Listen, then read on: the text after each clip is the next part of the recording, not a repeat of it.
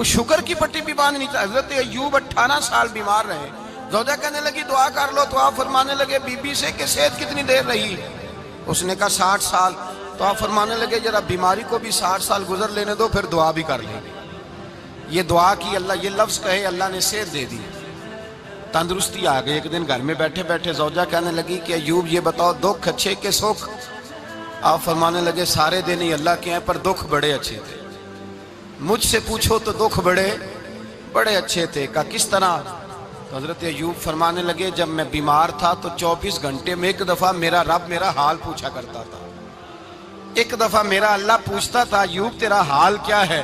فرماتے ہیں 12 گھنٹے تو لذت ہی رہتی تھی کہ میرے رب نے میرا حال پوچھ لیا ہے, اور اگلے 12 گھنٹے میں انتظار کرتا تھا مالک حال دوبارہ کب پوچھے گا. فرمانے لگے اب صحت تو ہو گئی ہے, پر اب میرا رب میرا حال تو نہیں نہ پوچھتا. بھائی مشکلات جو ہوتی ہیں وہ تو تجھے سجا دیتی ہیں, سوار دیتی ہیں. تجھے یاد آتا ہے کوئی اپنا, جب تجھے درد ہوتی ہے نا, تکلیف ہوتی ہے, پھر تیرا دل کرتا ہے کوئی کندھا ملے جہاں میں سر رکھ کے رہوں. پھر اسی لیے تو کسی درویش سے کسی نے پوچھا تھا اپنا کون ہوتا ہے؟ تو کہا جو تجھے دکھ کے وقت یاد آئے وہ تیرا اپنا ہے.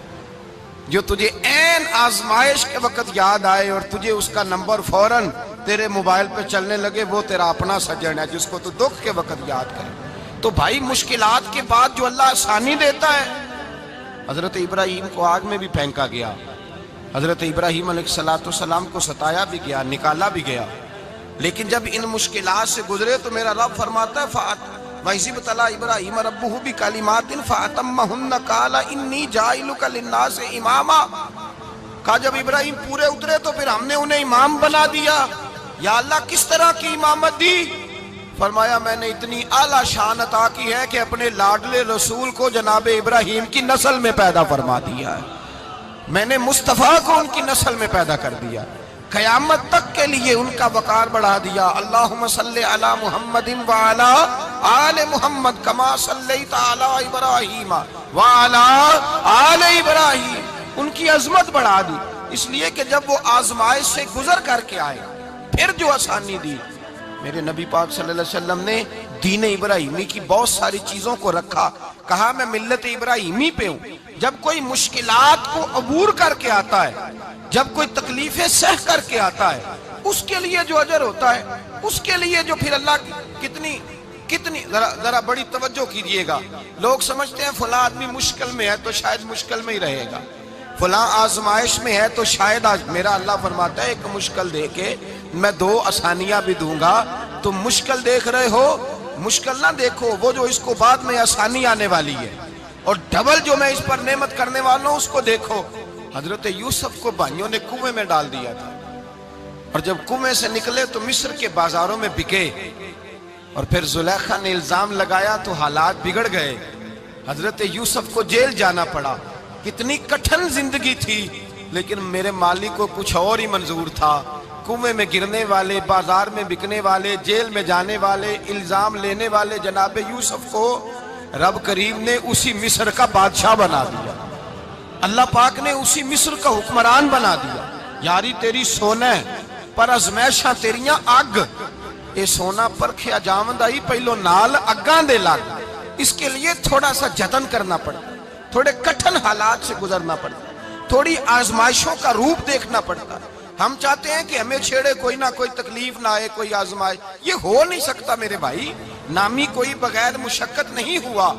100 بار جب عقیق کٹا تب جا کر نگی ہوا.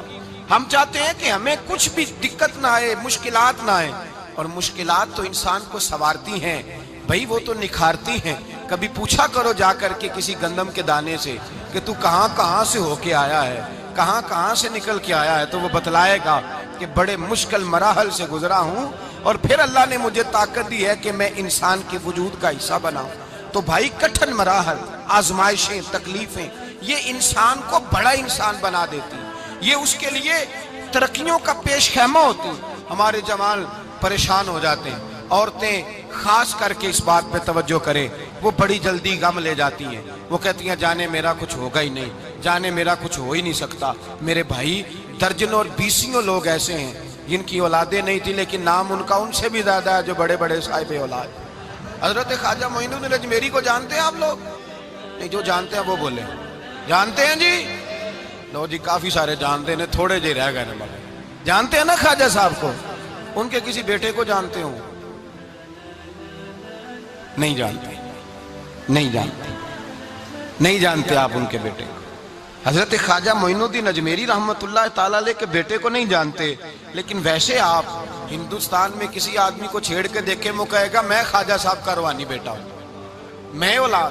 حضرت غوث اعظم رضی اللہ تعالیٰ عنہ کی اولاد کو کم لوگ جانتے ہیں، لیکن آپ ویسے کسی کو پوچھ کے دیکھیں 11ویں والا پیر کون ہوتا ہے، ہر آدمی ہاتھ اٹھا کے بتائے گا خدا کے فضل سے ہم پر ہے سایہ غوث اعظم کا، ہمیں دونوں جہاں میں ہے سہارا غوث اعظم۔ لوگ جھوم کے بتلائیں میرے بھائی، یہاں لوگ پریشان ہو جاتے ہیں کہ اولاد ہوگی تو یہ ہوگا، فلاں ہوگا تو یہ ہوگا۔ بھائی ایسی کوئی بات نہیں، میرے پاس پیسے ہوتے تو میرا ابا بیماری سے فوت نہ ہوتا۔ جو مالدار ہوتے ہیں تو کیا وہ بچ جاتے ہیں؟ حضرت اسرائیل انہیں چھوڑ جاتے ہیں؟ او خدا کے بندے تو کیسی بات کر رہا ہے؟ یاد رکھ، یہ جو آزمائشیں ہوتی ہیں، یہ جو تکلیفیں ہوتی ہیں، یہ جو تھوڑے سے مشکل حالات ہوتے ہیں۔ حضرت یونس علیہ السلام کی دوستی ہوگی حضرت جبریل امین سے، جناب جبریل ملنے آئے۔ حضرت یونس علیہ السلام فرمانے لگے جبریل میرا دل کرتا ہے مجھے اس بندے کی ملاقات کرا جو اللہ کا سب سے زیادہ عبادت گزار بندہ ہے۔ حضرت جبریل امین لے گئے دور دور فلسطین کے علاقے میں، اور لے جا کر ایک بندے سے ملاقات کرائی جس کی دونوں آنکھیں بھی کوئی نہیں تھی، دونوں بازو بھی کوئی نہیں تھی، دونوں پیر بھی کوئی نہیں تھی، اور اس بندے کی زبان پر لفظ بڑا کیا جاری تھے، یا اللہ تیرا شکر ہے، یا اللہ تیرا، بول کے کہیے یا اللہ تیرا، اے اللہ تیرا شکر ہے۔ شکر شکر کر رہا تھا۔ حضرت جناب سیدنا یونس علیہ السلام کہنے لگے میں نے تجھے عبادت گزار کو ملانے کو کہا تھا، تو کہاں لے آیا؟ حضرت جبریل کہنے لگے یا یونس، یہ ہر چیز جانے کے باوجود اپنے رب کی رضا پہ راضی ہے۔ اس وقت دنیا میں نبیوں کے بعد جس سے اللہ سب سے زیادہ پیار کر رہا ہے وہ یہی بندہ ہے، یہ اپنے رب کی رضا پہ راضی ہے۔ اے تن میرا کنگی ہووے تے میں زلف سجن دی باواں، تے پوش میرے دی جتی بن جائے تے میں یار دی قدمی آواں، مارو مارو مینو مار مکاؤ کوئی عذر نہ پیش لے آواں، تے جے سونا ہی میرے دکھ وچ راضی، جے سونا ہی میرے دکھ وچ راضی، جے سونا ہی میرے دکھ وچ راضی، تے میں سکھ نو چلے ڈاواں۔ مانا کہ جب اس حال میں راضی ہے تو بس ٹھیک ہو گیا، ٹھیک ہو گیا۔ وصل اچھا ہے نہ فراق اچھا ہے، بس جس حال میں محبوب رکھے وہی حال اچھا ہے۔ بس جس حال میں انہوں نے رکھا بات ٹھیک ہو گئی۔ اس میں اب انسان شکوہ کرتے پھرے کہ یہ کس طرح ہے وہ کس طرح، اپنے آپ کو مطمئن رکھا ہے۔ مشکل کے بعد جو آسانی حضرت لقمان حکیم، ان کے نام پر قرآن مجید کی پوری سورت ہے۔ حضرت لقمان حکیم علیہ رحمہ آپ اپنے بیٹے کو نصیحت کر رہے تھے، کہنے لگے بیٹا کو مشکل آئے تو گھبرانا نہیں، کوئی مشکل آئے تو کرے بیٹوں کو سمجھ آ جائے کہ مشکل آئے تو، سمجھ آ رہی ہے بات کی، مشکل آئے تو۔ اور کیا خوبصورت جملے، بیٹے کو بٹھا کے کہتے ہیں بیٹا چھوٹی مشکل آئے گی تو اللہ بڑی مشکلات آسان کر دے گا، سمجھو چھوٹی مشکلات آئیں تو اللہ نے بڑی مشکلیں اس نے آسان کر دی۔ اور آپ کو بتاؤں اصل انسان ہوتا ہی وہ ہے جو مشکلوں میں جینے کا ڈھب سیکھ جاتا ہے، وہ بن جاتا ہے جو کرب کے حالات میں جینے کا سلیقہ سیکھ جائے۔ اپنے بچوں کو یہ سمجھانا، حضرت لقمان بیٹے مشکل آئے تو گھبرانا نہیں، بڑی کو ٹال دیتی ہے، وہ نیکی کا اور آسانی کا پیش خیمہ ہوتی ہے۔ اللہ اس کے بعد آسانی سمجھا رہے ہیں۔ کچھ دنوں کے بعد کہنے لگے آؤ فلاں اللہ کے نبی کی ملاقات کو چلیں، فلاں نبی علیہ السلام سے ملنے چلتے ہیں۔ اس زمانے میں جو نبی تھے ان سے ملنے چلے گئے۔ بیٹے کو بات یاد تھی، گھوڑے پہ بیٹھے، امام ابن جوزی نے اس کو لکھا ہے، گھوڑے پہ بیٹھے تھے دونوں کے پاس گھوڑے تھے۔ اب رستہ بہت زیادہ تھا، کھانا ساتھ لے لیا، پانی ساتھ لے لیا، رستہ لمبا تھا، صحرا کا علاقہ تھا۔ جب جانے لگے تو اتنی سخت گرمی ہوئی کہ گھوڑے بھی بے ہوش ہونے لگے۔ اچانک ایسی گرم لو چلی کہ گھوڑے بھی، اب دونوں باپ بیٹا جو تھے وہ بڑی جوش میں تھے کہ جانا ہی جانا ہے، گھوڑے سے اتر کر کے پیدل چلنے لگے۔ اب پیدل چلتے چلتے ذرا آگے گئے تو گرمی میں جتنا بندہ پیدل چلتا ہے اتنا پیاس بھی زیادہ لگتی ہے، تو پانی پیتے رہے، کھانا کھاتے رہے، کھانا پانی بھی ختم ہو گیا۔ تھوڑا آگے چلے نا، اس قدر تکلیف بڑھی کہ حضرت جناب لقمان کے بیٹے کے پیر کے اندر ایک ہڈی پیوست ہو گئی، इतनी बड़ी हड्डी थी वो अंदर ही चली गई पैर, खून के फवारे गिरने लगे, बेटा बेहोश हो गया। हजरत लुकमान उसके सराहने बैठे तो बेटा था ना, आंखों में आंसू आ गए। बेटे ने आंख खोली तो कहने लगा अब्बा जी आप तो सब्र करने वाले हैं, आप रो रहे हैं। फरमाया बेटे मैं क्या करूं, मेरे सीने में जो दिल है वो एक बाप का दिल है। तो बाप जो हुआ तेरा, तेरी दुख पर रोना आया। बड़ी मुश्किल से दांत के साथ हड्डी निकाली, हड्डी निकली तो खून भी चला। साहबजादा कहने लगा हुजूर आपने तो कहा था हर मुश्किल के बाद आसानी होती है, और छोटी मुश्किल देख के अल्लाह बड़ी से बचा लेता है, तो हम तो अच्छे काम चले थे, मुश्किल पे मुश्किल, मुश्किल पे मुश्किल, ये क्या है? हजरत लुकमान कहने लगे बेटा ना तू रब की हिकमतों को जानता है ना पूरी तरह मैं जानता हूँ, लेकिन जो मैंने कहा था वो बात सच्ची है। फइन्ना मअल उसरि युस्रन इन्ना मअल उसरि युस्रा, अल्लाह हर मुश्किल के बाद आसानी अता फरमाएगा। और फरमाया मेरा ईमान है कि जरूर जरूर अता फरमाएगा। ये बात कह रहे थे कि सामने से धुआं उठा, इतना सख्त धुआं उठा कि आपने सोचा शायद वहां बादिया वहां जाते। वहां चलने लगे तो पीछे से किसी ने आवाज दी ठहर जाओ, रुको। वहीं रुक गए। थोड़ी देर गुजरी तो कहा रुक जाओ। जब रुके तो एक बोलने वाला बोला, कहने लगा तुम्हारे लिए थोड़ी देर के बाद जानवरों का बंदोबस्त कर दिया जाएगा, खाने का भी बंदोबस्त हो जाएगा, बच्चे का पैर भी सही हो जाएगा, चले जाना, लेकिन जरा ठहरो। हजरत लुकमान कहने लगे बोलने वाले तू कौन है? तो कहने लगे मैं अल्लाह का फरिश्ता हूं, मैं अल्लाह का फरिश्ता हूं। कहा अल्लाह के फरिश्ते और ये सारा कुछ क्या है? तो फरिश्ता कहने लगा असल बात यह है कि सामने बस्ती पर मुझे अजाब नाज़िल करने का हुक्म मिला था, आप बड़ी तेजी से आ रहे थे, मैंने रब से दुआ की कि अल्लाह इस बाप बेटे की गलती कोई नहीं, मेहरबानी फरमा। रब ने पहले आपको सहरा में उलझाया, फिर मेरी दुआ की बरकत से आपके घोड़े ठहर गए, फिर मेरी दुआ की बरकत से आपका पानी खत्म हुआ, फिर मेरी दुआ की बरकत से आपके बेटे को जख्म आया, फिर मेरी दुआ की बरकत से सामने से धुआं उठा। फरमाया ये जो तुम्हें मुश्किल पे मुश्किल आ रही थी, ये तो मेरा रब तुम्हें अजाब से बचाना चाह रहा था। ये जो तुम्हें मुश्किल पर मुश्किल आ रही थी तो मेरा मालिक तुम्हें अजाब से बचा रहा था, तुम समझ नहीं रहे थे। हजरत लुकमान ने बेटे की तरफ देखा तो बेटे कहने लगे अब्बा जी बात बिल्कुल सच्ची है, अफदलु ज़िक्र ला इलाहा इल्ला, ला इलाहा इल्ला।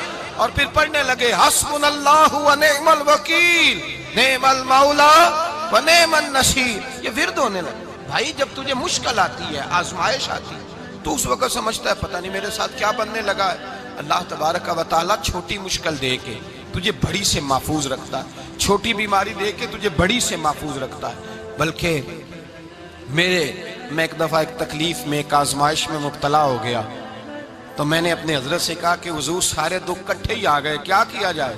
तो आप फरमाने लगे बड़े खुश नसीब हो, जवानी में अल्लाह ने दुख दे दिए, बुढ़ापे में आए तो बर्दाश्त नहीं होते, ये तो बड़े वक्त पे आ गए, शुक्र अदा करना चाहिए, उस जमाने में बर्दाश्त नहीं होते, अब आसानी है, इनको बर्दाश्त करो, हिम्मत करो। मेरे भाई याद रखें आजमाइशें, तकलीफें आपको बड़ा करने के लिए आती हैं। हम आजमाइश को बुरा जानते हैं, दुख को बुरा जानते हैं, दुख तो बड़े प्यारे होते हैं, ये रोने का सलीका सिखाते हैं, ये अल्लाह को मनाने का तरीका सिखाते हैं, ये मस्जिद में जाने का। वो जो सुखी बंदा है ना, सुखी, मुझे एक साहब कहने लगे दो किस्म के लोग मदीने से आते, मदीना शरीफ पूछने लगे, कहने लगे हजरत जी दो किस्म के बंदे हैं, कुछ वापस जाते हुए तड़प रहे हैं, कुछ तस्वीरें खींच रहे हैं रुखसती के वक्त, फर्क क्या है? तो मैंने कहा वो जो तस्वीरें खींच रहा है वो अमीर आदमी है, उसे पता है कि मैं फिर टिकट ले लूंगा, महीने के बाद फिर आ जाऊंगा, और ये मदीना छोड़ते हुए तड़प रहा है, ये कोई गरीब है, ये कह रहा है पता नहीं दोबारा मौका मिले कि ना मिले, ये दुखी है,